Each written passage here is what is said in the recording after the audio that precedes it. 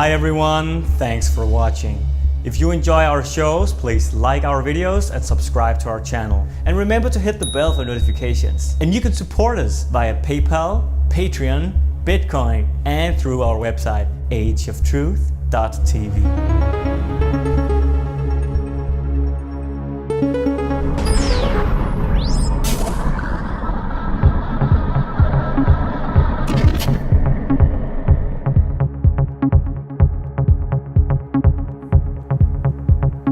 Hello and welcome to this edition of Age of Truth TV. I'm Lucas Alexander in Copenhagen, Denmark.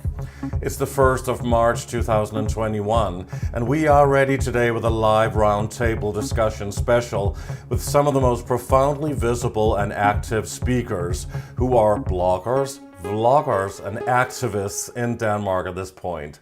Engineer, activist and founder of a new political party, FLEMMING BLICHER. Blogger, vlogger and musician Dan JOHANNESSON, police officer and activist JOVAN TASEVSKI, and lawyer and legal counsellor MIKKEL KAASTRUP.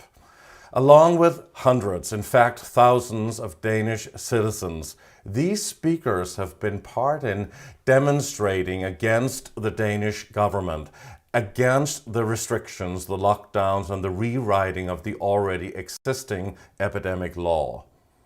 Every day demonstrations have been taking place here in Copenhagen, Denmark and also around the country where people have been protesting against the political initiative to rewrite the epidemic law, which can allow the political authorities to force members or groups of the population into isolation, testing and health treatments even against their will, even those who do not have any symptoms at all. For a while, everyone thought it was a victory for the people when thousands took to the streets, which led the politicians to postpone their voting to change the epidemic law, which they did not allow to become a public election. Denmark is known all over the world to be one of the best countries in terms of the high living standards and the social and economic structure, but it's also perhaps more secretly known to be a sort of testing ground, a test country to see what will work on the population statistically the world over. Now the politicians in Denmark voted yes to the new epidemic law, which is functional from today, March 1st, 2021, where they potentially can dictate and force isolation, tests and treatments, all regarding the current world crisis, without the consent of the individual and their personal choice, your freedom to choose as a human being on this planet. Can this and will this influence the rest of the world as well after this? Will this happen in other countries as well? Will this happen in your country? What about your constitutional rights? How far are they willing to go? Can this change of this particular law be annulled or changed back? We are now ready to debate this issue, which is important for everyone internationally to hear and learn from as well. Today I will be hosting the live roundtable discussion with these great and knowledgeable speakers who will take part in the debate. But first, before we begin, let us remind you all of how involved the population of Denmark has been in all of this, where they were protesting in the thousands and took to the streets against the rewriting of the epidemic law. It's a beautiful and very unique country that we love very much. But as was said in Shakespeare's Hamlet, there is something rotten in the state of Denmark.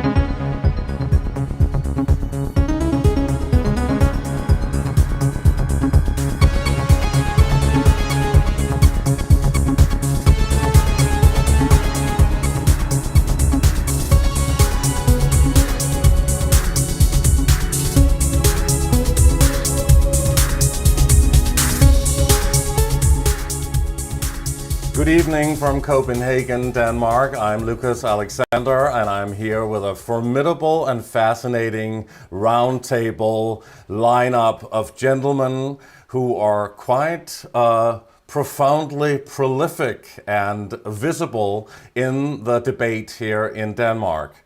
And first of all, we have Flemming BLICHER, who's been on our show several times. And he's an engineer and an event organizer and a vlogger and an activist. And we also have Dan Johannesson. We did a special with him a few years ago where you can see his entire and quite fascinating story as well on Age of Truth TV. And Dan is a musician, but he's also a blogger, a vlogger, and also an activist, you would say. Then we have JOVAN TASEVSKI, who's a police officer who's now an activist as well and very active in the debate about what is going on in the world. But we also have a legal counselor and lawyer, MIKKEL KAASTRUP, joining us today because we're going to talk about something really important that is also very important internationally for the entire world. What happens today on the 1st of March 2021 is the new epidemic law that was changed, and the politicians in Denmark voted yes to this very, very drastic change of the epidemic law. And we are here to debate what is actually going on, how difficult it will be for the population in the future, and what actually will be the consequences of this epidemic law. This is challenging for the democracy. But first of all, I would like to ask and begin with Flemming BLICHER, who's been part of organizing so many demonstrations and protests against the CV world crisis, the lockdowns and the restrictions for about a year now, and you've become very active in the debate here in Denmark. But my first question is actually in the words of Shakespeare. Is there something rotten in the state of Denmark? Thank you for starting out in such a historic, dramatic manner, Lucas. It's great to be with you again online this time. I, of course, enjoy the most to be in the physical presence of you. Thank you for the invitation. Is there something rotten in the state of Denmark? That is it's such a profound question. And on this particular day, 1st of March 2021, the year 2021, on this day, Denmark turned from yesterday being in a temporary medicinal dictatorship to today joining by law a permanent medicinal dictatorship, because the epidemic law in Denmark that was just recently negotiated and finished was put into action by today. And this is a law, and I think we might have time to go into this, into the depth of this, but just very briefly, this actually reflects a repeat of history, and the way I'm just going to the surface of this is that the epidemic law itself is a frame that puts the political and the law, what's it called, the legal system. Legal, yes, exactly. The political and legal system puts up the frame. That's what the epidemic laws, the epidemic law is doing. And then there's all the what we call in Danish the decrees, and the word in Danish is bekendtgørelse. So at the same time as our Queen, presumably 2 days ago, on the 27th of February, signed this law in a lodge up in mid-north of Jutland, part of Denmark. At the same time as she is signing this law, at the same time, the director of the Danish Health Board, Sundhedsstyrelsen, who is called Søren Brostrøm, signed a decree, a bekendtgørelse 304, which actually is upgrading COVID-19 disease or coronavirus disease to the the category that is the most dangerous, namely the dangerous infectious diseases. Yes, actually, I'm going to just jump in here, Flemming, for a moment, because they did categorize and almost classify, well, they put this in this category, so to speak, so that the CV virus and even the regular seasonal flu is now on the same A list as other really very important and quite dangerous illnesses, such as, the plague and Ebola and SARS and others. Why do you think that they actually did that, and how is that connected to the epidemic law? Yeah, it's a good point. It's both coronavirus disease. It's also pandemic flu, and it's also polio, which they weren't on the list before, and it's also the bird flu. They weren't on the list before. So so you're asking me why they're doing this? That would only be a speculative answer, but I want to paint the picture that here we have got a very historical moment, which is showing how this law by decree is actually invoked in the Danish nation, which has been done earlier in history, and maybe we'll have time to go into recent time when this was actually done. But to answer your question, I cannot. It would be a speculative answer why they're doing this, but the way that they have done this means that now the full tools of the epidemic law is now in place. The only thing is that the Minister of Health, he only needs to say that this is also a critical disease to society, a society critical disease. When he does that, the last 3-4 paragraphs in the law is also into action, and then we are full-fledged into a dictatorship ruled by probably a medicinal industry. Yeah, so let's go to MIKKEL KAASTRUP, who is a legal counselor and a lawyer here in Denmark. You've been focusing a lot on the epidemic law and what is actually going on. You have even been part in making or creating now a lawsuit against the Danish the Danish health authorities. And we would like to hear more about that. But please, first of all, tell us, do you think that there are any good elements at all in the new epidemic law? Because we have seen a lot of new laws and decrees implemented in Denmark in the last year due to this crisis. So is this at all for the greater good of the population, or only to restrict people further, and not in all in favor of our individual and even our constitutional rights?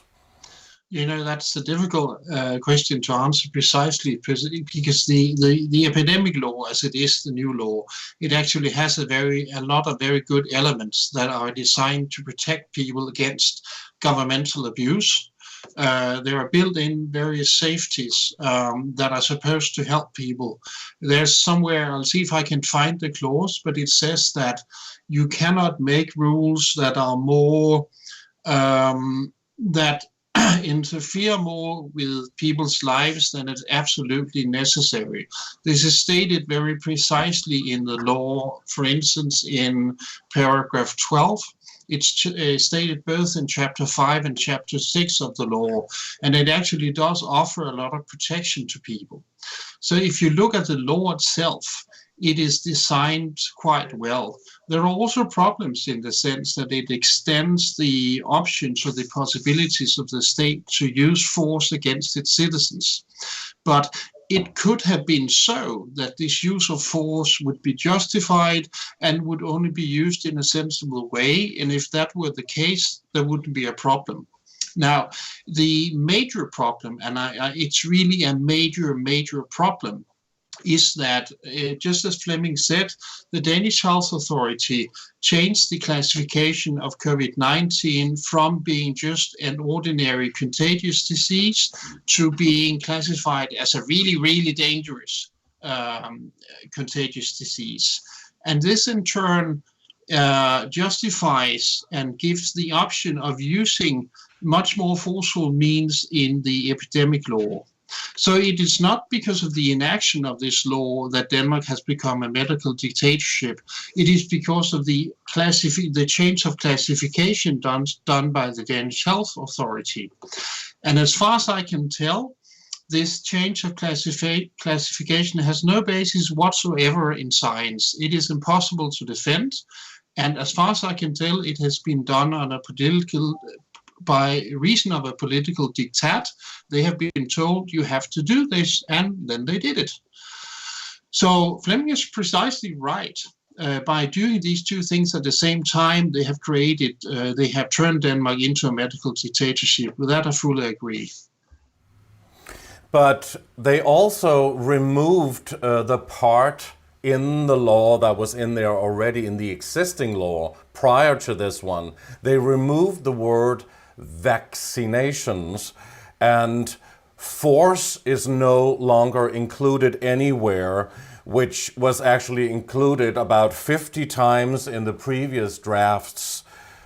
So does that mean they have no forceful, will use no forceful actions anymore? Well, they certainly have many places in the law as it is presently where you can use force against innocent people to force them into isolation, into forced treatment, into forced medical examinations. So in no way has force been removed from the law, but forced vaccination has been removed. But they would have had to do this anyway, because Denmark cannot put that into law because it is in contradiction at least to one of the international conventions that Denmark has signed. So in effect, I would say that the threat of having it in the law was a tactical maneuver. They have known all along that it wasn't possible to put this into law. Mm-hmm. So Dan Johannesson, you've been blogging and vlogging and making a lot of videos about this for the past year and even before this. So you're very into what is actually going on in the world on an overall scale. And our previous talk was actually way before this pandemic outbreak. So what is your biggest concern? What are you seeing in the moment, at the moment happening here? Is there something rotten in the state of Denmark? And do you think Denmark is a kind of testing ground, a test country to see how new restrictions, regulations, and things can be implemented to see what can happen internationally and all over the world, because we are pretty equal here in this country. So what are your thoughts on that? Well, it's a $1 million question, right? But to me, all of this has for a long while been about social conditioning. To me, this is the COVID-19 story I have a media background in media science, so I look at the narrative of things. And in my objective, the way I see things going on right now, it's all about conditioning the population to accept new concepts and standards about what it even means to exist. And to me, it's been a gradual process. We're starting out with these ideas of the mask. Of course, as always, of course, fear was introduced as the first thing, right? And fear has been a constant in this entire rollout. Fear is constantly there. And every time fear is starting to lower, the story changes, the narrative changes every single time. And to me, that is the place where it is maybe most obvious, actually, that this is not just about health, it's primarily about control, and it's about conditioning the populace to accepting new concepts and new ideas about what it means to be human, and new ideas especially about how a society is supposed to function. And so you asked for the large perspective, thankfully, because that's what I know most about. But, you know, to me, the large perspective in this is to make the Danish and the international population accept completely new concepts and ideas about what it means to be a human being, and to, in effect, accept a technocracy instead of a democracy. Because what we've seen the last year is that the experts have taken the stage now, and it has become completely okay that it is the experts that control the country's policies. And when we talk about the edicts we talked about earlier here, that is how a technocracy works. You don't have to write everything into law. It's just a matter of whether or not the experts are recommending something. Also, the last thing I want to say about this is that it seems like recommendations is becoming kind of the new law. People are sort of accepting recommendations as being something kind of similar to law.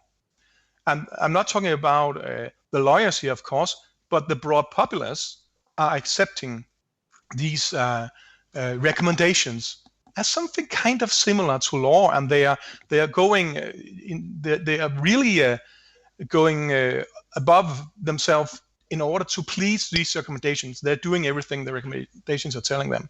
So to me, social conditioning and a change of our perception of what it means to be human, and our perception of what law is, the perception of what society is. That is what is going on, and it's a global trend. It's not just Danish. Mm-hmm. So, Jovan TASEVSKI, you are actually still a police officer, and this is, of course, extremely interesting because how were you able, working as a police officer, to actually go against the whole system you're working for in a way and become an activist and join forces with FLEMMING, who's been organizing all of these demonstrations and protests and rallies for a long time, which is what the police is trying to prevent or to stop or to master, that everything goes well. So please tell us a little bit about your background and story here. Why did you choose to go this way and become an activist in the last year? You've been quite visible on the scene here as well, huh? Well, first of all, I would like to thank everybody for inviting me. That's an honor. And for me personally, it's very interesting to be here. So I don't see it as like some kind of punishment towards me. It's interesting and it is exciting, and for me, it is the only right place to be in my life right now, because as every other man that joins the police, probably as me, had some thoughts about it when they would like to go that way in life, and fortunately or unfortunately for me, I just found out that the thing I stood for as a police officer and the thing I tried to accomplish in my job were not possible at this time. So, but if I go back to my job, I am suspended, so I don't work as a police officer right now. I still get paid a little bit less than what I could have been paid. Anyway,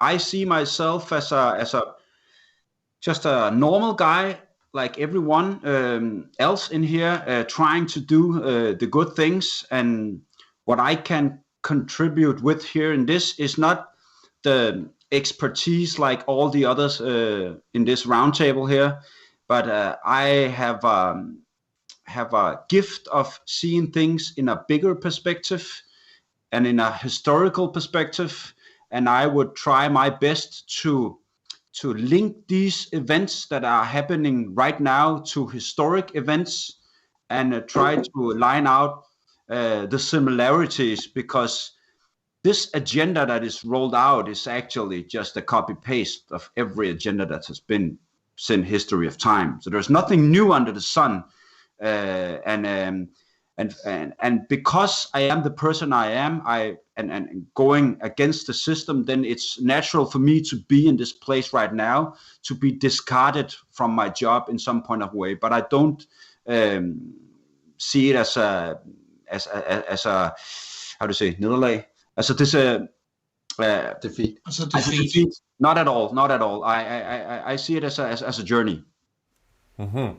But your police colleagues, I mean, they have to go out there on the street. They have to protect people, and they have to supervise all of these protests, and we have to be allowed to even make these protests. So what do your colleagues say about this? And do they actually know what is going on? Do they care about what's going on? And do you know any other person in the police force who's aware of this, who really understands what is going on behind the scenes, and still they're doing their job, which may not always be to the best of, for the benefit of the people?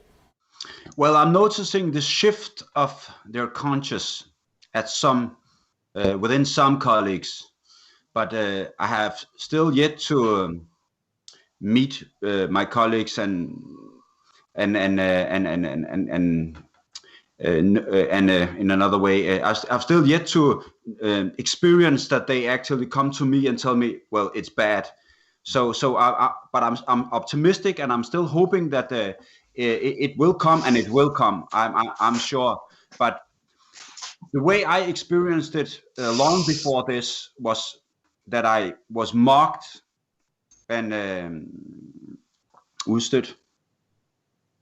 expelled from the group, from the group where I was working within, because my way of seeing things were in opposite direction of what my colleagues were saying. So I was expelled very early on.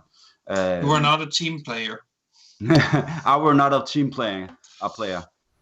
You're a bit of a rebel there, and certainly also you've been doing a lot of those. You've been taking part in these protests, and later on in the talk we can also touch upon the fact that you have joined forces with FLEMMING to form a new political party, and I want to also mention that later on. But FLEMMING, to get back to the epidemic law, which is what we're really here to debate, do you think does the health minister in Denmark, does he still need to follow advice from the health authorities or local town councils in different regions or counties?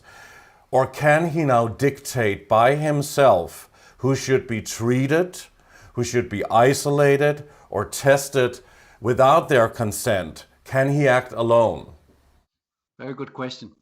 First of all, the Danish health minister has in public speeches and in the parliament said that, like we touched based on just before, and MIKKEL KAASTRUP was touching base on this as well, that forced vaccination has been taken out of this, as the words have been taken out of the epidemic law. But reality is that you've got both possibilities of directly through the law vaccinate people, if vaccination is a part of preventive actions, because there's a lot of preventive actions, forced possibilities for the health minister. So directly he can do it in a couple of ways, but indirectly, right now our prime minister, our statsminister, Mette Frederiksen, is in Israel, or maybe she was yesterday or is going to tomorrow. But these days she's in Israel together with the Austrian head of state, and to actually learn about how they are doing things in Israel. And in Israel, they have already invoked this rules that you can only use like this sunbed if you are already vaccinated with the COVID-19. So in some senses, you don't really need the law to invoke these things. However, to get back to whether he needs any consent from anybody to do whatever he wants, because there was a lot of because we were demonstrating and because we put light to this when this very flawed suggestion of a law was put in roughly 3-4 months ago, and was totally dispelled by all political parties, including the Social Democrats, which were the one who put forward this law suggestion. So in the, let's say, in the aftermath and after waves of this these protests and this discussion, the health minister also publicly said that there would be less forced vaccination, but also that there would be a lot more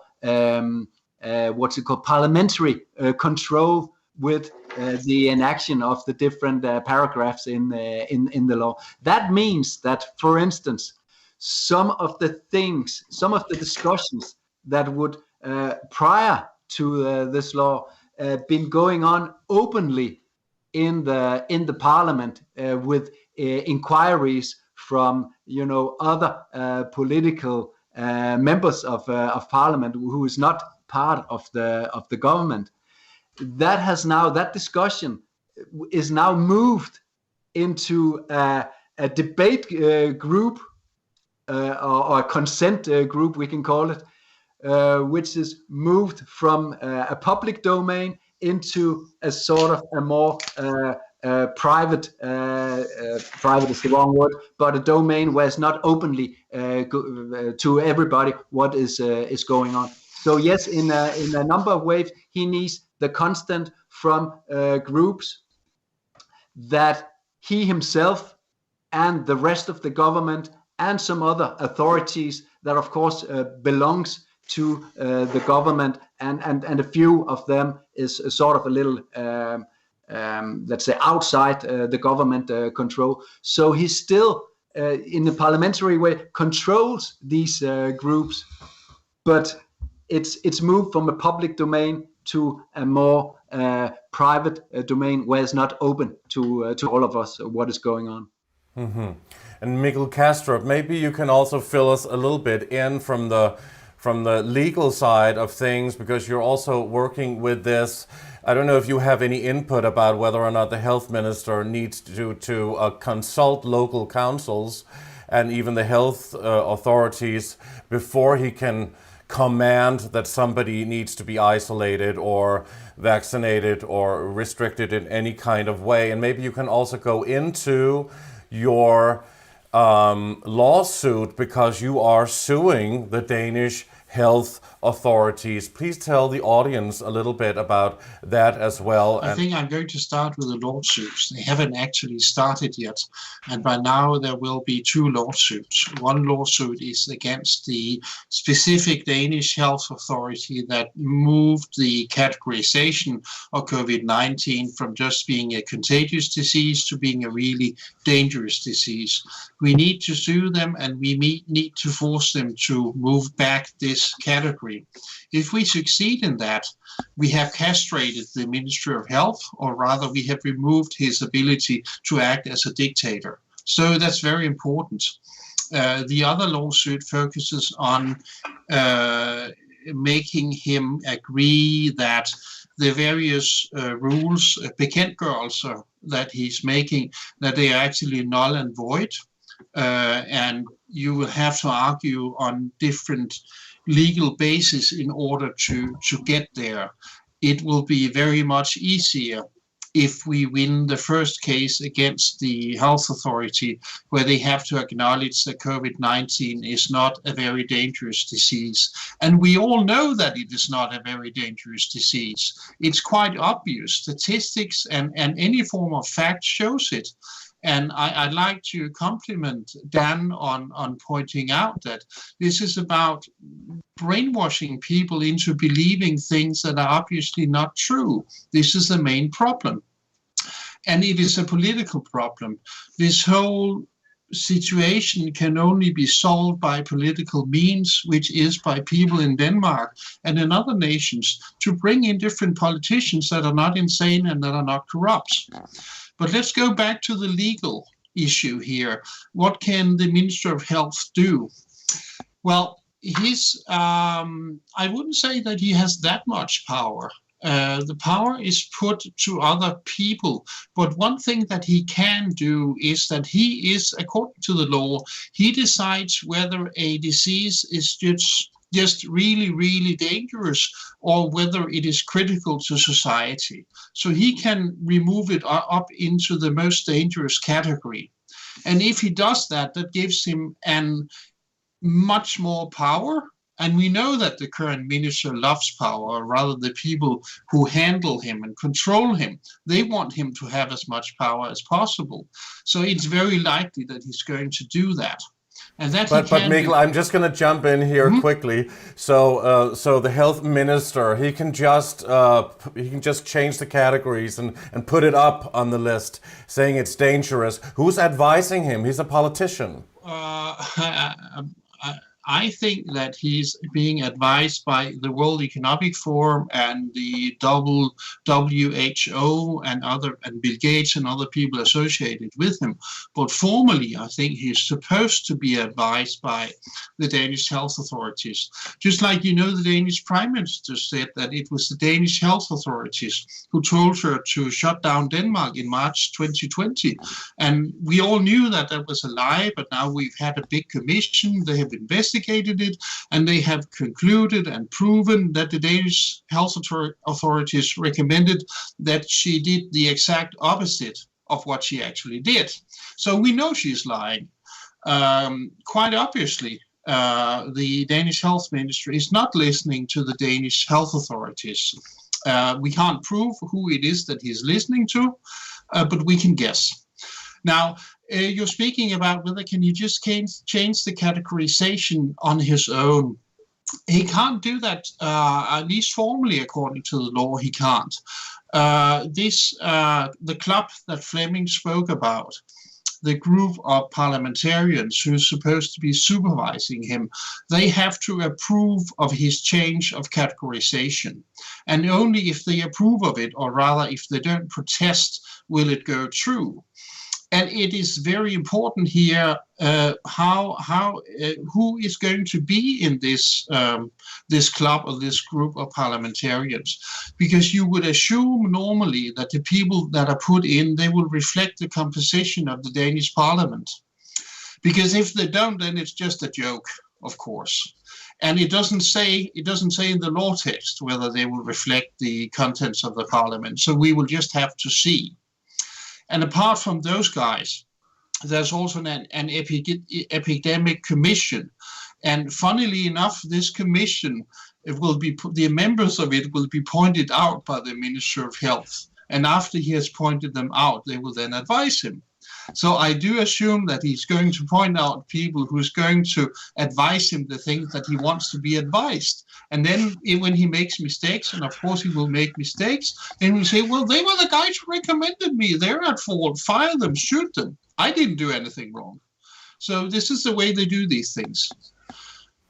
Great. Well, not so great, but very, very interesting and very nicely put there. Mikkel, I just want, before I turn over to Dan again, you were talking about we are filing this lawsuit. We want to make a lawsuit against the Danish health authorities. Who are we? What group? Are you working independently as a lawyer or with a group of lawyers? We is various people connected in a network of what is now called the freedom fighters in Denmark. So it's sort of a loose conglomerate of people. I'm not going to name names, and the names don't matter either. It is people concerned about freedom and democracy and rule of law in Denmark and sanity. This is so interesting today that, of course, we have a lawyer, we have a policeman, we have an engineer, and lots of really interesting people. So many people are waking up. So many people have been active in going out there on the street and on the media, the social media, even though we are all being heavily censored, shadow banned, and ghosted here. But Dan Johannesson, you have your own channel and you are a vlogger. You're doing a lot of talks there and you go into a lot of detail. But do you think, because you're also into the spiritual side of things, do you think this is actually a spiritual and an occult war as well? We talked about this indoctrination. In fact, is this mind control on the population? We know about the CIA declassified operations such as MK Ultra and other mind control projects. So is this silent weapons for quiet wars? And why do you think so many people in Denmark are rolling over flat on their backs, believing everything, not asking critical questions, even when the evidence is just right in front of their eyes?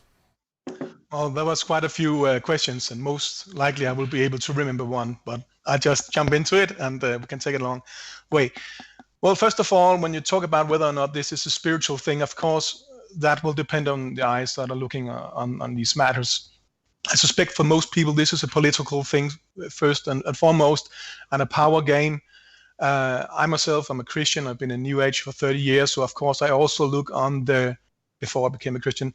So I also look on the spiritual aspect, and I can say, just to comment on that, I can say that I did see a photograph, which is available online, of Klaus Schwab in his ceremony coat, where he has an enneagram, which is a 9-pointed star. He looks very powerful, and there are various other symbols around him. And if you want to understand how the elite operates and how they perceive the world, sooner or later we will have to collide with the spiritual realm, because they do. So they are surrounding themselves with occult symbols. If you look at the Olympic Games a few years back, 2012, for example, there's these huge Freemason symbols all over the stadium. They're all seeing eye. You see all of the pop stars of control. They're all looking like that in half their photographs, all of them now, and in the big league. Not all of the Danish ones, but all of the international stars, etc., etc. It goes on all the way around. They have these spirit cooking parties also with a famous artist, which is also a Satanist. I cannot remember her name. Marina Abramovich. That's the one. And well, they come together at a nice little party and they eat cake that incidentally looks just like dead bodies, like corpses. They eat corpses as cake.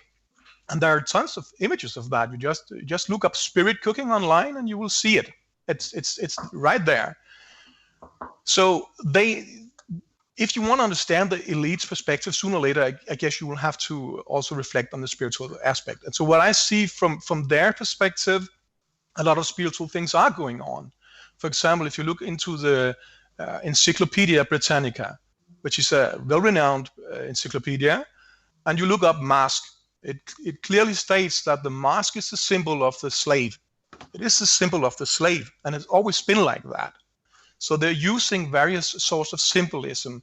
It's a way to also, on a spiritual level, suppress the population. What you do is you dehumanize people. You take away all of the traits that makes me able to transmit emotion to each other. Of course, some will say you can do that through your eyes. Yeah, but the primary area for transmitting emotion, you all know that, it is the smile, it's the lips. So I would say, yeah, a lot of things are going on spiritual, and that again goes further into the more psychological aspect of human life, which is basically to condition people to accept a new role. Spiritually, what is happening is that people are being transferred from a state where they were, in a spiritual sense, they were, until recently, they were free persons under God. But if you look at the occult symbolism in wearing that mask, what is happening is that you have been transferred, you're transferring control out of the realm of God and becoming what is within spirituality is mentioned, like you're kind of coming under the control of a third party. So on a spiritual level, you're also being transferred into a much lesser state where you're no longer a free man or woman under God, but you're a slave, transferring control to a third party. Whatever that third party might be, well, it's left for us to figure out. But do you think they actually look, or do you think that they actually use, let's say, frequency control through frequencies, through these dark rituals that we, at least also on this channel, have been exposing a lot, that they use that and can beam these frequencies to certain individuals who also operate on a certain vibration or frequency? Like Nikola Tesla said, everything is frequency, energy, and vibration. And then all of those people who has kind of, let's say, gone through the portal of understanding or enlightenment, been waking up, it can't hit them. It's almost like we're living in a parallel dimension today. In 2020, now 2021. It's almost like the society has been separated. That you look out of the window and those people you see there, they're on a different vibration. What are your thoughts on that, Dan? Well, as a Christian, I have left the ideas of vibration, but I would say it's a change of spirit. It's another kind of spirit we're coming under. It's kind of similar to vibration, but vibration is scientific.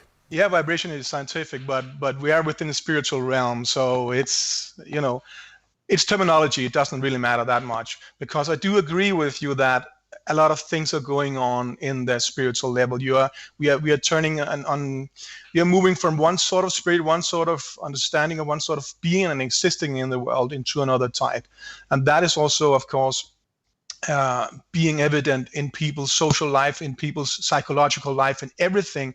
And that's why I started with stating that all of this, what is going on also on a psychological level, has to do with transferring power from yourself into a third party, transferring your own personal power, and if you're a Christian or believer, also the spiritual power that is endowed with you from God, sort of kind of leaving all of that behind and starting to serve new masters.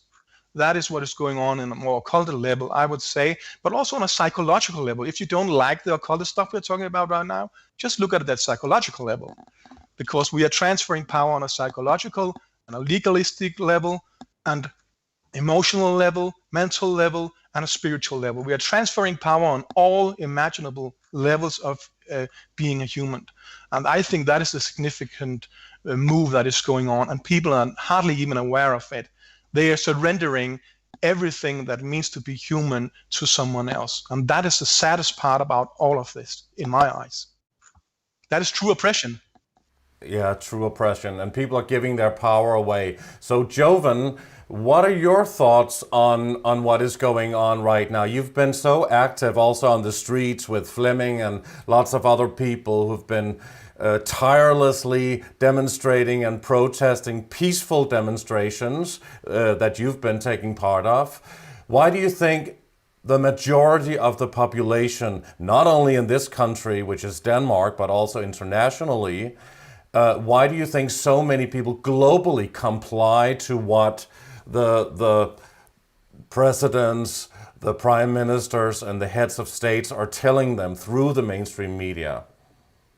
Well, to put it into one word, predictive programming. That is why, and then we can get into what is that. But first, I want to say, just like Dan, I'm also a Christian guy, and I would like to respond to some of the comments Dan and Mikkel went into. The thing about energy, I know that there is energy, and what I would like to point out is that energy is just the scientific way of telling about the spiritual realm. So you cannot dele, also share.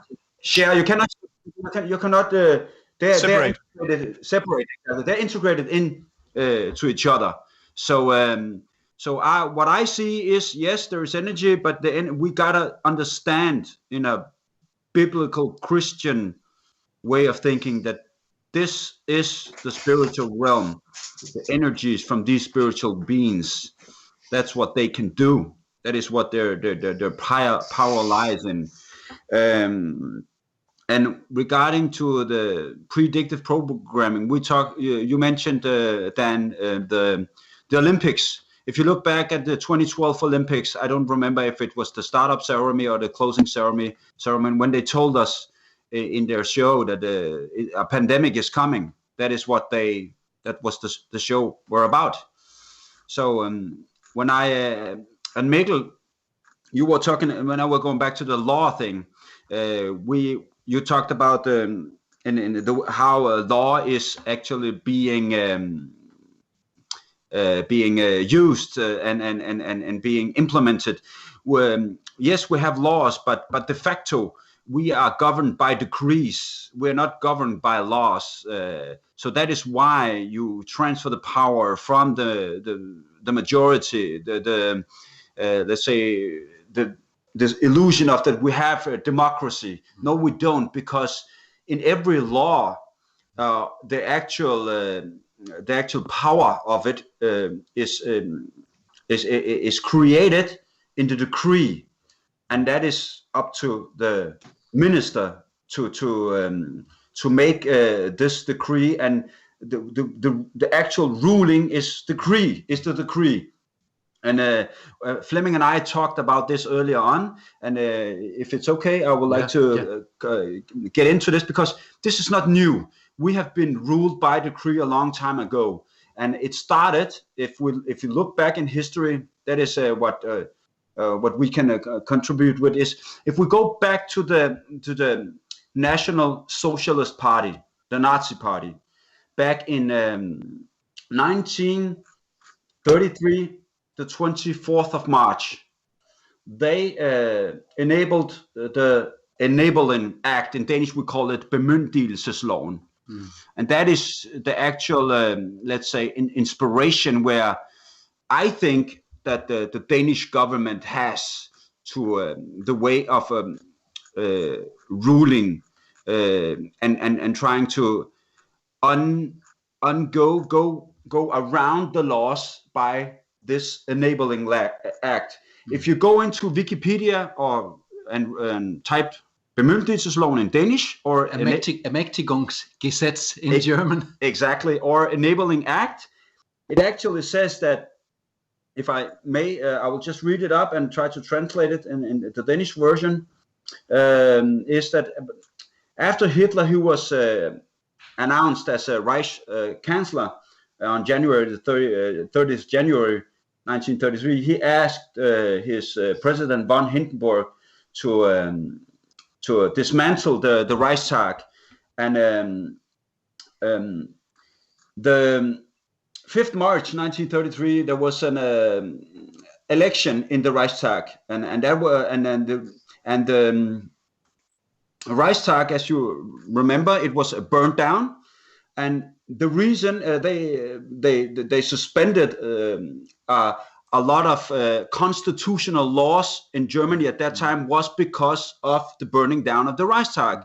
So if you read it and actually take out the word the burning of the Reichstag and put in the pandemic or corona, so that is the modern time of suspending our constitutional laws. So that is what they did. And if I read on here, it gave the National Socialist Party the power to arrest leaders of the Communist Party and go and do house searches and take all of the belongings, because at that point the Communist Party were the enemies.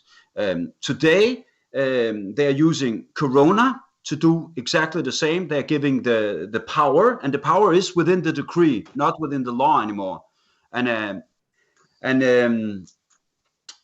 even though the Nazi Party were growing, they still had the need of having another party, the Deutsche Nationale Volkspartei, Tyske Nationale Volkspartei, to get this enabling lack into power. And when they got it, they actually transferred power from the democratically elected members in the parliament to the minister.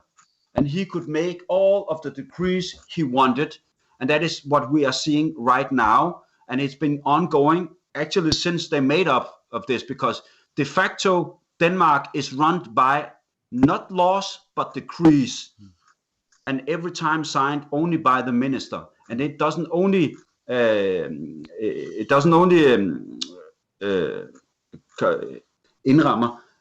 Constitute. No, is not only in the regards of the epidemic law, but it's every other law. We are ruled by bekendtgørelser, ruled by decrees. So we have lost democracy way back, and this is the way they took our democracy from us, by enabling this bemyndigelseslov. So we have de facto the bemyndigelseslov in Denmark, but it's written in every law when they transfer the power to the minister. Yeah, this is actually the Hegelian dialectic, divide and conquer, and the totalitarian tiptoe. So Flemming, as an organizer of all these protests, demonstrations and rallies in Copenhagen in the last year, the most successful of all of them was certainly in November 2020, where thousands and thousands of people went on the street in front of the parliament building, the government building, to say no to them voting for a new epidemic law, a change in the law, a rewriting of the epidemic law, which actually led them to stop it, or at least to postpone it, because that was what happened. So today, on the 1st of March, this is where we see the new epidemic law in effect from today, and they rewrote it anyway. The politicians voted yes. All of the most important parties in the government voted yes to this. So, but now people are not protesting like then. So was it like a distraction? Was it a psychological operation? Because the international media also wrote about this, and the fact that protesting mattered and the people were able to stop this change in the epidemic law. Somebody wrote, in Denmark, the national government proposed a new epidemic law which includes the right to conduct forced physical exams, mandate isolation, and allows police-directed, physically coerced vaccination. The people resisted. The proposal was dropped. Well done, Denmark. So today, here we are. It didn't happen. It was changed. The new epidemic law is an action plan from today. It happened anyway. So is it really important with all of these demonstrations and protests? Do you think it helps? No. Of course, it helps. This is all something to do with how we think. It's all about the waveforms of our thoughts, you know. And the waveforms in my head is that it's all changing, and it's changing very fast. I'm a person who has not a lot of patience So I can't wait for it to change fast enough. That's why I'm making demonstrations, to make other people aware of what is going on, to make them realize that the changes are actually now and not next year when they get their pension or they get their goals, the dream of the goals of their dream and all this. It's actually now. We have to do the work right here and right now. Yes, we did have a conquest back in November last year. It does seem like, because at the point I was not so well trained in what is going on in the parliament.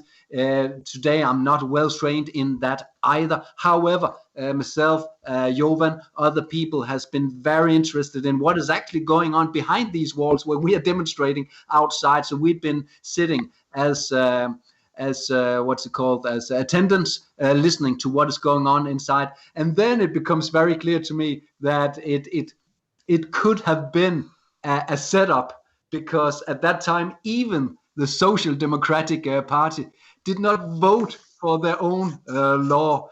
And since we have this sundown clause to the law that was just replaced, so it had to be replaced by the 1st of March this year, no matter what. So it actually meant that at the end of November, when they all discarded this really fascist law suggestion, then they had to work very fast. And what they didn't do was work very fast. So in the end, now they have to hastily again make a new law, just like back in March, where very hastily a law was pushed through Parliament.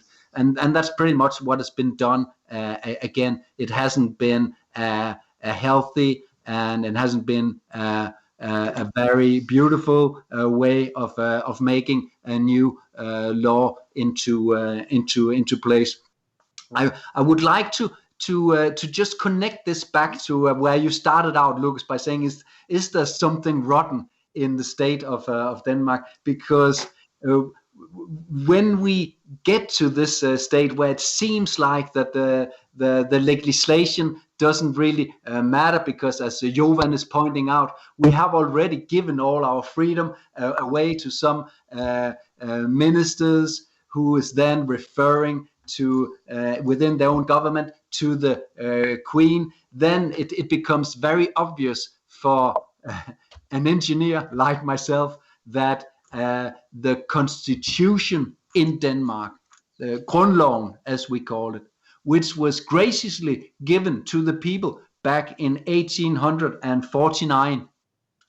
The same happened in Germany. The people graciously was giving some freedom within a legislative way, a constitution. The same year in Germany happened the same. Probably happened in a lot of countries all around Europe.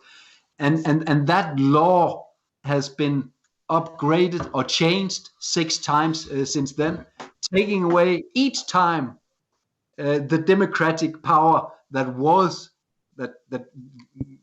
let's say was in the law back then.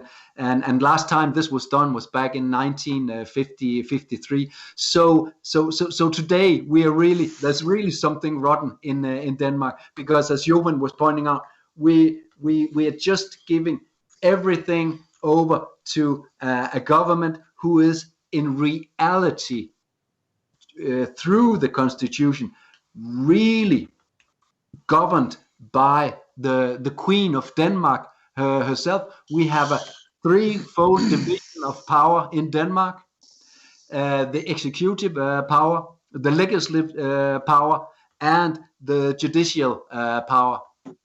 And it says in the Grundlov, in the Constitution, that the king, which is now the queen as the present state of Denmark, we have a queen and not a king. She has the executive power.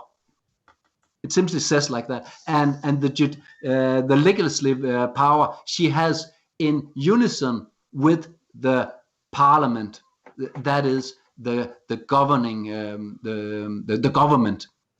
And since she's presiding over the government, she also has the legislative power. And then the third of these threefold division of power is the judicial power. And that, of course, is again referring into the Ministry of Justice, and where the minister is then again referring to the Queen. So the threefold division of power in Denmark is a total illusion. And that is what we are finding out slowly but surely, and people are becoming very aware of this in Denmark. So just before I move on to MIKKEL, Flemming, do you think that maybe this very, very big, huge, and very successful demonstration and rally that was also mentioned in the international press in November, do you think it was part of a psyop to postpone the epidemic law, which had to be functional by today, the 1st of March 2021, so that it wouldn't gain very much attention? I mean, and also just before, you've been talking to a lot of people, you've been traveling around in buses and on trains and in shops talking to ordinary people. And what would you say overall are their reactions to what is going on? Do you think people are waking up? Are you seeing that on the streets and in the trains, or are they still, not to sound arrogant, but still asleep? I think I have to try and answer the questions that I can answer. Now, as far as goes this demonstration, no, I don't think that was a psyop. I think that was an attempt of honest people to try and block a destructive law. I do have to comment on what Flemming says about the Danish constitution, because he does not have a legal education and he does not understand how the Danish constitution works, nor how it is to be interpreted. According to the Danish constitution, the king or the queen does not have any real or formal influence on the decisions that are being made.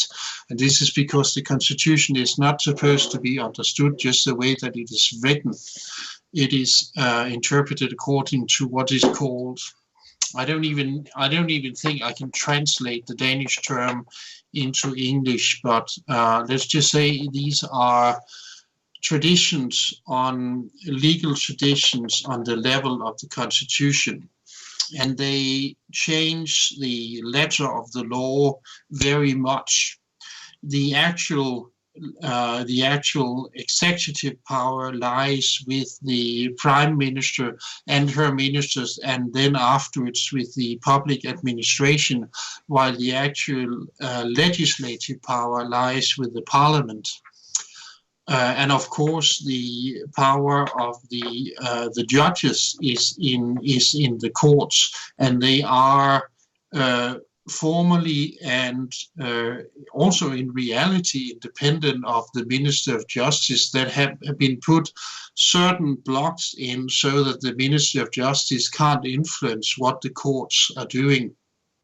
We did see during this corona crisis a situation where the Danish state gave orders to the board, Domstolsstyrelsen, and told them, please, could you shut down the courts? And it actually did it.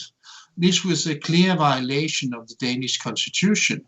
And what we do see during the corona crisis is that the government is violating the constitution, and that so far there hasn't been any consequences. They haven't been expelled. They haven't been put before the courts that they should be put before. So in effect, the Danish parliament is doing nothing to defend the constitution. But that doesn't mean it isn't enforced. It is. It is just not being enforced. And that's a different matter. Say the Danish criminal code, it is still in force. The Danish Prime Minister has broken some of the laws. It's paragraph 150, 151. People have pointed this out to the police, and the police don't react. They don't investigate, and they don't care. That doesn't mean that the Danish criminal code isn't enforced, but it means it is not being enforced, and that's a different situation. you then asked me about what do people think around in Denmark. Well, that was actually a question I had for Flemming, but I think you were, and I want to, because he's the one who's been in the trains and in the shops and on the streets talking about. Precisely, I'm not the one to ask that question. No, but Flemming certainly is, and I'd like if we can get back to that question as well. And of course, you would want to address what Mikkel has just said. He was disagreeing very much with what you said about the Queen, and what she can or cannot decide in this country behind the scenes, and that she has to sign the laws. The Queen versus the Prime Minister's power here in Denmark. So let's get back to both questions. Maybe Flemming, you want to address what Mikkel said first. Thank you, Lucas. Yes, very much, of course, because when I turn on the live button on my Facebook profile, when it's not temporarily shut down in front of the Parliament, and I try to interview politicians walking in to their daily job, I point this out to them as well, and they say, "Oh no! You have to understand that the Grundlov, our constitution, the Grundlov has to be interpreted." And I'm going like, okay, so you're telling me that what is printed in black and white in the Grundlov, in the constitution, cannot actually stand alone. It has to be interpreted, because it says in black and white what I said about this threefold division of power. So when they are actually saying, "Oh no, in reality, it's not like that," then I'm going like, is that not some sort of treason what you are saying? Because in the Grundlov, in the Constitution, it says that the king, the queen, has the power, and now you're saying, "Oh no, not in reality," and that sort of makes them drag their foot a little bit, let's say, heavier up the stairs when they're going into work. And going back to the question about meeting people on trains, buses, and metro, it's become so easy being a conspiracy theorist. I'm not a conspiracy theorist, so I can't speculate on the question. And I forgot the question that you actually asked before. How do people feel when you meet them on the trains without wearing a face mask? You always make videos about not wearing a face mask, and you meet a lot of people. What kind of confrontations do you find yourself in there when you walk the streets or take public transportation? Do you talk to people a lot? When I did this half a year ago, I was threatened with violence and stuff like that. When I do it now, it's like, yes, we know there's something wrong. I'm not sure we can go all the way with what you are saying about the Queen and all that, but we know there's something wrong. It's so easy being a conspiracy theorist. If you were a conspiracy theorist, I don't consider myself a conspiracy theorist. I'm a truth seeker. And hence it's much more fun to join people on the buses, in the trains, and the metro today than it was half a year ago. So a lot of things has already happened. The people are being prepped to take action in this, and the people need to take action, because that's what we're all waiting for. We're waiting to actually show what's in our hearts and how we really want to live life here in this nation, Denmark, on earth. Yes. So, Mikkel, I guess you would like to address that, but you are looking at everything, of course, from a legal perspective as a lawyer. So this is your work and as a job, and that's why everybody in the world thinks that they know and understand that royalty have no power at all, but the Queen still I did not say that royalty has no power at all. Okay, then please address it. What it says in the Constitution and how that is to be interpreted. Now, people, the politicians, they might well react quite different than what they're supposed to. It could be that they all say, well, outwardly we're going to pretend that we are in power, but we've all decided that we're going to let the Queen decide. This is possible. I don't think it works like that, but in principle it's possible. This just isn't what the Constitution of Denmark says they should do. Now, as far as Flemming is concerned, I think any debate about constitutional law, I think we should take that another day, because the important thing about Flemming and I is that we agree on a lot of things. We do agree that the Danes have to wake up. We agree that the Danes have to take their power back into their own hands. And we do agree that it's very, very positive that more people are waking up.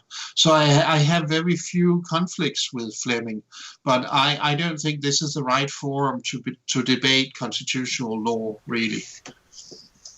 Well, it certainly can be, but we also have limited time. We could always have another show with you gentlemen that will certainly be very interesting and also very productive, I'm sure, for a lot of international viewers to see what is going on here, if this is happening in their countries as well. But Dan, how do you think we can actually stop these extreme measures for being a steady and an actual cemented part of our reality from now on? What can we do to change all of this, to perhaps annul this new epidemic law? What will happen in the future?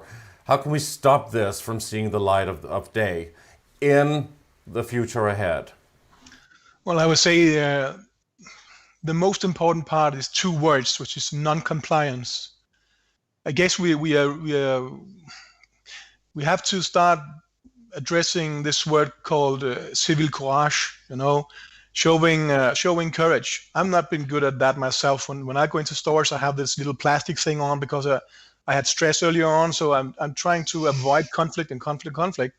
But I also know in my heart that the day is getting closer by the second, where we have to, all of us, including me, of course, every one of us, have to say enough is enough and start with doing non-compliance. I would think the most powerful statement, just from the top of my mind, when you ask me right now, is to maybe have some mask burnings. You know, grand public mask burnings where thousands of people meet and just put the mask on a of course, completely safe enclosure of some kind. That's an excellent idea. Yeah, and put some gasoline on it so we're sure that it will light, and burn the damn things, you know, because there's a very powerful humanitarian message in that, which is, I want to see you, I want to be with you, I want to be a human being. I'm taking off my slave mark. So that could be one idea. I think there are many ways, but I think in this culture we live in right now, if we want more people to wake up, we have to think in visual communication as well, because that is the way that we make millions of people understand a concept very quickly. That is through an image or a visual concept. So that would be my best answer.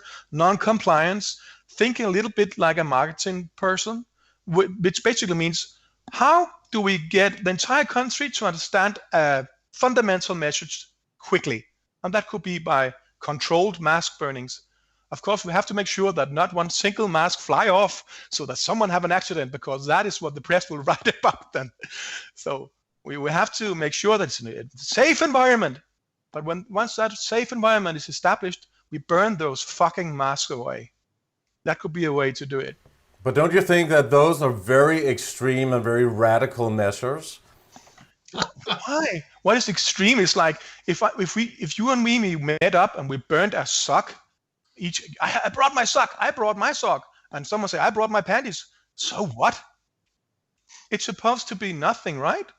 But now it's a symbol, and also I'm considering right now, just when I said it, is it even legal that I say that? Isn't that weird? Doesn't that show us how entrenched the brainwash is? It's like it's like if I was talking about burning the Holy Quran, I will never do that, of course. But it's like that. It's on that level. He's talking about burning the mask. He's talking about burning the mask. That's insanity. freedom of speech is so challenged at the moment, and that's why all of us in the alternative media are being censored very heavily.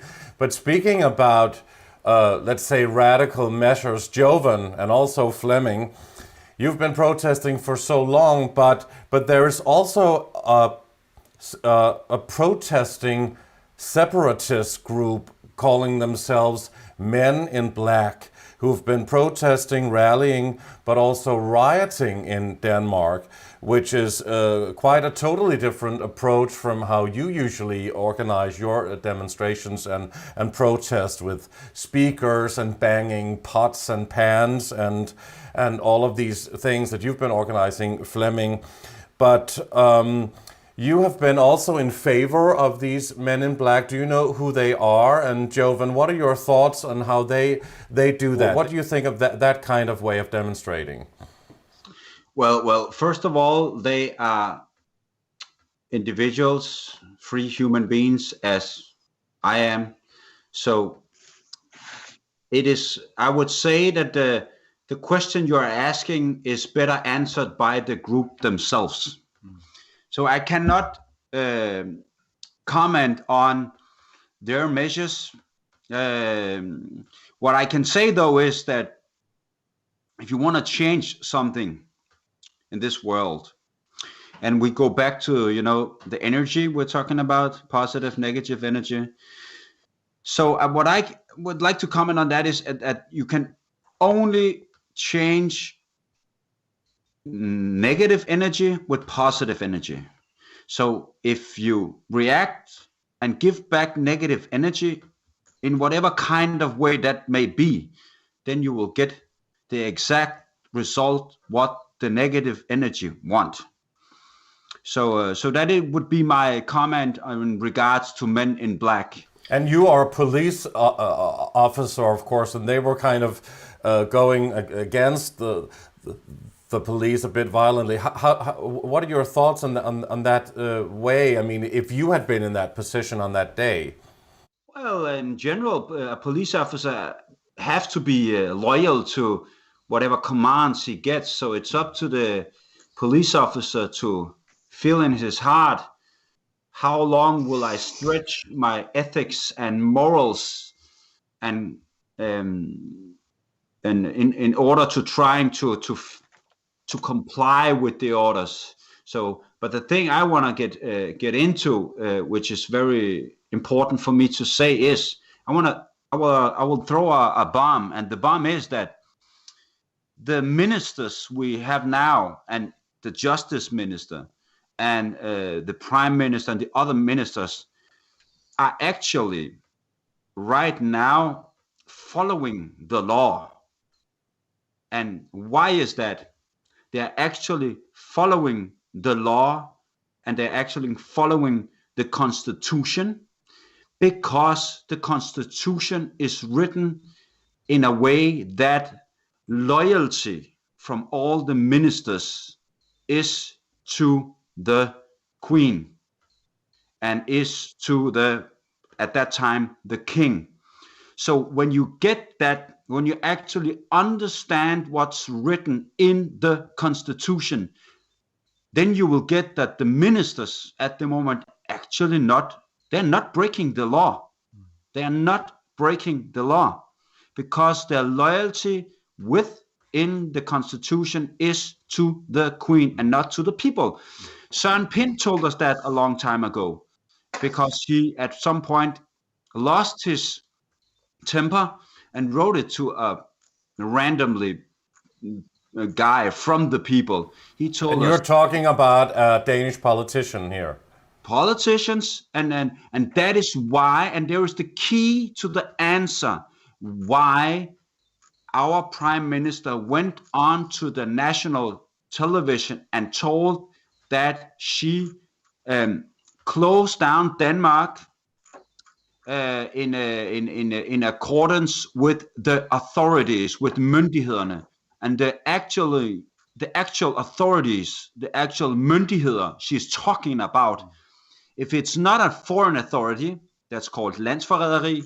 treasonous act, High treason. because if it's a foreign country, let's say China or whatever, or it's the WHO or it's the World Economic Forum, she's committing treason. But she's not committing treason because she has actually been told this by the authorities.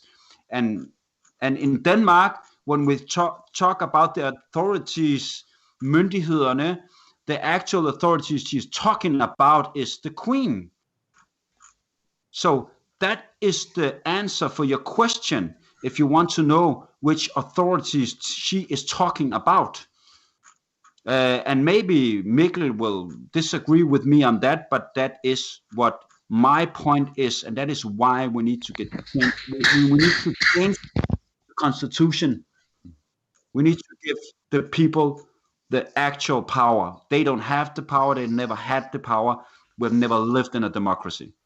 And Flemming, if you can just address my question about this group, Men in Black, as well, and also the way that you have been organizing demonstrations. How do you see that way, and where do we go in the future from this? I mean, of course, it's understandable that people have had enough and they want to stop this, and it's been absolutely outrageous what we all have to go through. So of course people will react very strongly. But what are your thoughts on this? And then please after that address that you have created a new political party.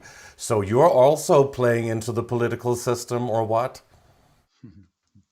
Yeah, first of all, Men in Black is another way of protesting than what I have been arranging in front of Parliament, the so-called Klinke-Klonke protest and the marches that we have done.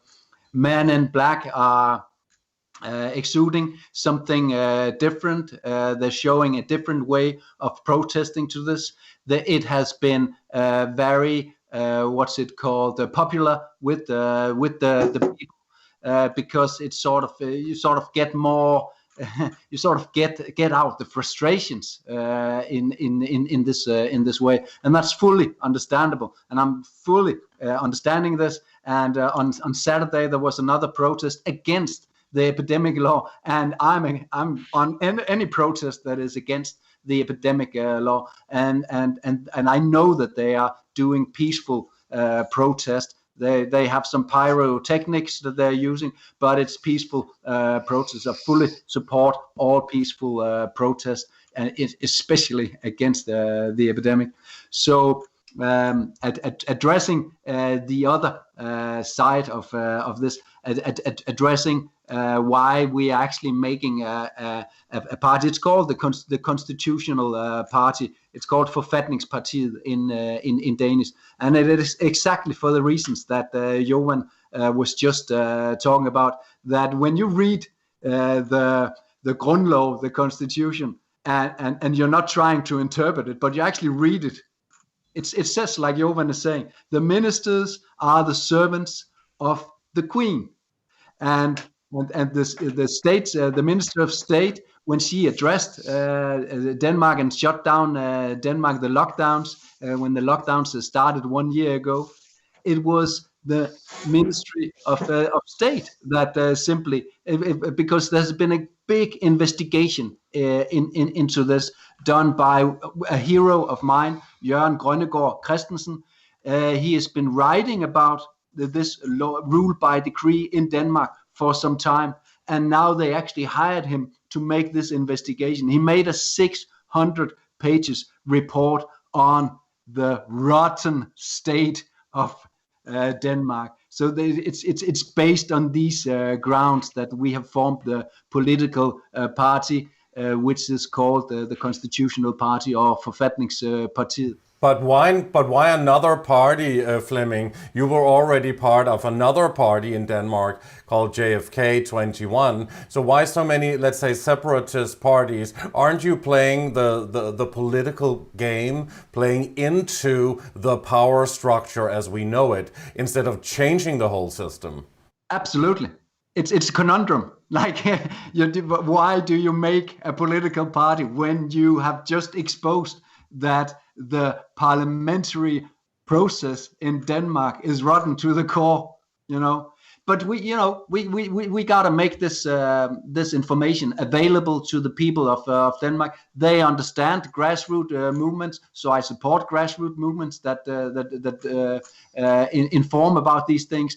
They understand political parties, and that hence we have formed a political party with a very firm and solid ground for everybody in Denmark who is skeptical to the to the narrative, to the government narrative, corona narrative, and it's simply a platform. We have also, like we are saying on our homepage, it's still only in Danish. We are saying that we are doing extra parliamentary work. That means meeting the people where the people are, because we do not have a full-fledged finished constitution ready for Denmark. We want the people to participate in making a constitution. Of course, if it's a constitution for the people, by the people, of course the people has to make the constitution, but we got to make them aware of the rotten state of Denmark before they have any motivation of actually making that constitution. That's a big work, and hence we're made a political party to inform about this. Great, that's very interesting. We will be following that as well. So just before we go to final thoughts and a final message to the audience and about the future, Mikkel KAASTRUP, please tell us your thoughts. Do you think that the epidemic law, which is in action by today, the 1st of March 2021, can it be annulled now or later on? Can it be changed? Can it be stopped? Well, it can be annulled, changed, or stopped if a majority in the Danish parliament wants it. As such, I don't think it is that bad of a law. The problem is that the change of categorization of COVID-19 from being a normal contagious disease to apparently being a very, very dangerous disease. And this is a job for the parliament and for the courts to stop that. And I hope that can be done. If it isn't done, I think the Danes need to do precisely what Dan is suggesting, and which I think Flemming and Johan are also suggesting. We have to disobey. We have to protest. We have to work against it. I don't think we can live with the kind of society that the government is going to create on the basis of this new epidemic law. So what is your most important mission and message for people listening to this, Mikkel? Stop obeying the Danish government. And Dan Johannesson, your final thoughts. What is your mission from now on and your message about what is actually going on? Well, I think the first thing we need to do, besides what we discussed earlier, is to try our very best to become free from oppression within ourselves. Try not to be dampened too much by all of this darkness and all of this hopelessness and this totalitarian society that is being rolled out. I know that is hard to say and it's hard to do, but that is what we have to do. We have to not lose our spirit, not lose our hope, keep on reaching out, keep on laughing, keep on playing loud music, drinking beers, hugging people, make love to a beautiful woman or man or whatever you're into, enjoy life. Because if we don't fuel our spirits with love, joy, and happiness, we have no power to resist. So that is my most important point. I would say keep on following the joy, the love, and reaching out and be human being together with other human beings. Great, that's a wonderful message. And Jovan, your final thoughts on your mission ahead and your message for people listening to this. Well, I would say it very short. Stand firm and put on the full armor of God. And Flemming? I totally agree with both Dan Johannesson and Jovan TASEVSKI here. I think you both put it in such a beautiful way. I'm an engineer, so I put it in more plain text. Making people aware of what is written in their hearts. That's my mission right now. Great. It's been really, really great, and I know that we have so much more to talk about, and we can have another roundtable maybe during this year when we see what will actually happen. And I know that you're all very busy fighting the fight, fighting the good fight, doing it in a wonderful way. You're all doing a really, really great and very important and profound job, and a lot of people can be grateful for that. But we would like to thank all of you, Dan Johannesson, Jovan TASEVSKI, FLEMMING BLICHER, and MIKKEL KAASTRUP for being on Age of Truth TV. Thank you so much. Thank you. Thanks, Lucas. Thank Bye you. to you. Thank you very much to FLEMMING BLICHER, Jovan TASEVSKI, MIKKEL KAASTRUP, and Dan Johannesson for participating in this Age of Truth TV roundtable live discussion. We appreciate that very much. And thanks to all of you for watching Age of Truth TV. You can support us by clicking onto our website, ageoftruth.tv. And please like our videos, subscribe to our channel, and hit the bell for notifications. You can also please sign up for our newsletter on our website, ageoftruth.tv, as well, so we can notify you every time we have a show out. Also, if we have to broadcast it from some of our alternative channels, such as BitChute, Brighteon, Rumble, Library, and others, where you can find us, Age of Truth TV, and please subscribe to our channels there so we can build an audience as well. Your support is greatly appreciated. On behalf of the Age of Truth TV team, we thank you so much for watching, and we'll see you again soon.